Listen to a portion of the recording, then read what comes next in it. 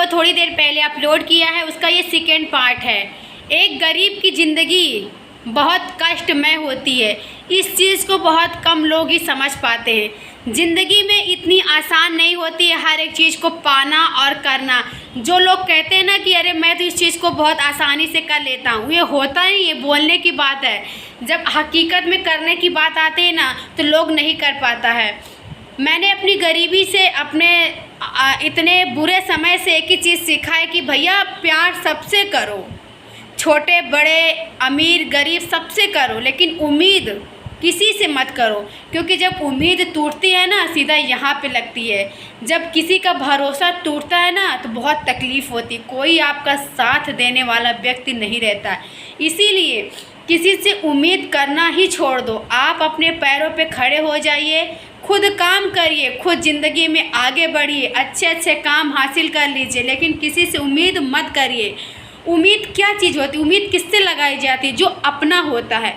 अपना अक्सर धोखा दे देता है, इस बात को सदैव याद रखिएगा। मैंने अपने बुरे वक्त में एक ही चीज़ सीखा है, जिसके नाम का मैं अपने मांग में सिंदूर सजाती थी, जिसके नाम का गले में मंगलसूत्र पहनती थी, जिसके नाम की माथे पे बिंदिया सजाती थी, मेरे बच्चे की तबीयत ख़राब होने पर उन्होंने फ़ोन तक नहीं उठाया।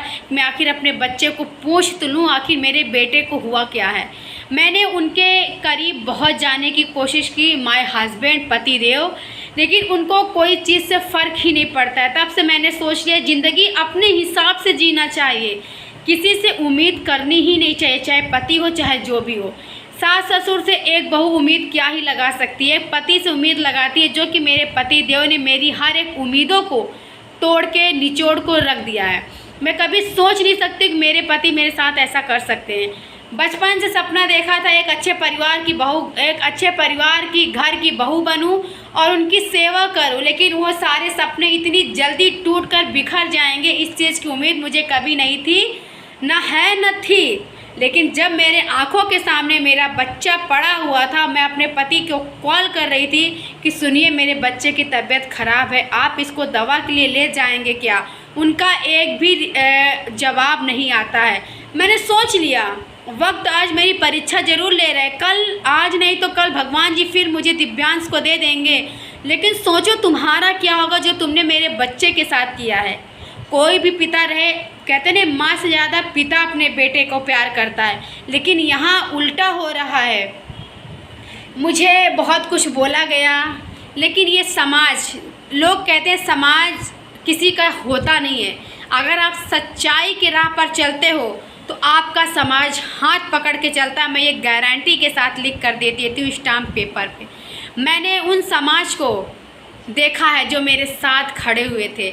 मेरा बच्चा जब मुझसे दूर गया ना, समाज ने मुझे गले से लगाकर दुख जताया कि बेटी तुम्हारा दर्द मैं समझ पा रहा हूँ, तुम्हारे जैसे दर्द भगवान किसी की बेटी को ना दे। जितना तुमने सहन किया है इतना मेरी बेटी कभी नहीं कर सकती। ये शब्द मैंने अपने कानों से सुना है। सोचो उस वक्त मेरी ज़िंदगी क्या थी। मेरे घर पे किसी को कुछ सूझ नहीं रहा था। अगर कोई व्यक्ति वीडियो बनाया होता ना तो आप देख सकते थे मेरी हालत क्या थी। किसी कहते नहीं कि क्या तुम भिखारी हो क्या, वही हालत मेरी हो गई थी एक औलाद के बिना। अपना औलाद खोने का दर्द बहुत बड़ा होता है, ये हर कोई नहीं समझ पाएगा, ना मैं उसको समझाना पसंद करूँगी। मेरा बेटा था इसलिए दर्द मुझे हुआ, और किसी का बेटा नहीं था इसलिए उसको दर्द नहीं हुआ। मेरे पति ने तो किसी और को अपनी पत्नी बना के रखा है, वरना उनको भी तकलीफ़ होती, उनको भी दर्द होता एक औलाद के जाने का और एक माँ के टूट जाने का। उन्होंने मेरे उस बुरे वक्त में मुझे अकेला छोड़ा है। मैं उस इंसान को कभी अपने जीवन में पति स्वीकार नहीं कर सकती हूँ, चाहे समाज मुझे कुछ भी कहे।